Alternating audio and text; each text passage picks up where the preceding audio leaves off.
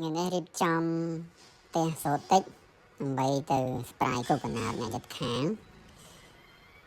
ចឹងយើងចាំទាំងផ្ទះហើយយើងនាំកូននាំចៅយើងផ្ទះយើងយកតិចទៅចាំកូនចេញពីសាលាគាត់រៀនគួរបន្ថែមហើយយើងទៅដំណើរតាមផ្លូវហើយទៅដល់ហាងនំខេកហើយហាងនំនេះយើងបានខកកំងគេកន្លះម៉ោងមុនហើយសង្ឃឹមថាទៅនឹងហើយនំយើងឆាប់បានចេញទៅផ្ទះអ្នកគូកណាតតែចៃដន្យអីហាងគាត់ថ្ងៃនេះភ្ញៀវច្រើនគាត់ធ្វើអត់ទាន់ពេលតែយើងទៅដល់ហាងគឺគាត់ទៅតែរៀបចំតុបតែង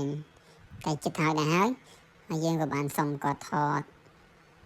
បន្តិចទៅសតទីកខាងលើរៀបចំជាទូនំរួចហើយហាងគាត់ហ្នឹងគឺភ្ញៀវច្រើនថ្ងៃនេះភ្ញៀវច្រើនហើយចំពោះការលក់គ្រឿងសមុទ្ររបស់គាត់នៅប្លុកជូបានេះគេមានតែហាងគាត់ទេជាមួយប្រចាំហើយទៅចូលហាងគាត់ហូបឡើងផ្សេងអត់ឆ្ងាញ់ទេហើយពីមុនមកខ្ញុំតែងតែកំងនំខេកតែលើកនេះសាកកំងជាប្រភេទសាម៉ុនម្ដងពេលនំខេកនៅឃើញថាមិត្តភក្តិគាត់កំងច្រើនហើយ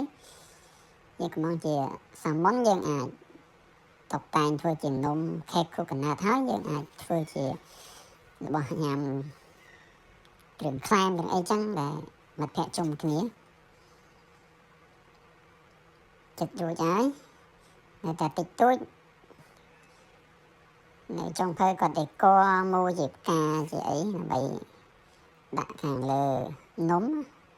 ហើយវាមានសម្រស់កាន់តែលើកសម្រស់បន្តិចថែមទៀតគាត់មាន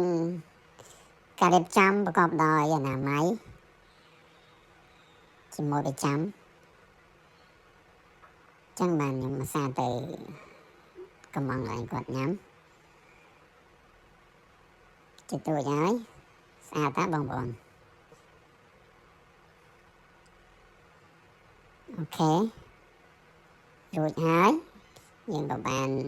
ថតមើលមកជុំគាត់ដាក់រៀបចំជាប្រអប់អីមើលទៅអែមឥឡូវនេះយើងមកដល់ផ្ទះគាត់ហើយមកដល់ផ្ទះអ្នកគូកណាតយើងមកដល់នេះឮសំឡេងល្វើយទៅតែចាក់ Happy Birthday Mom ចាត់ទុកថាយើងមកតាន់ពេលសូតិច2នាក់3នាក់4នាក់ម្ដាយកូននេះសូត្រហើយឮសំឡេង